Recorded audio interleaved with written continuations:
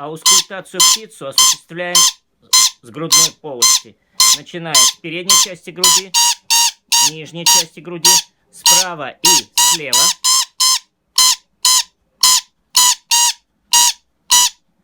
Также в области брюшной полости, там тоже есть воздушные мешочки. И также можно услышать хорошо биение сердца, так как отсутствует диафрагма. И чтобы прослушать легкие, нам их надо слушать обязательно со спины, между крыльями.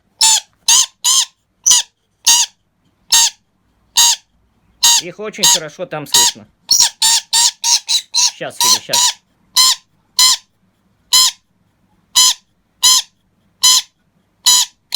Вот таким образом прослушиваем дыхательную систему.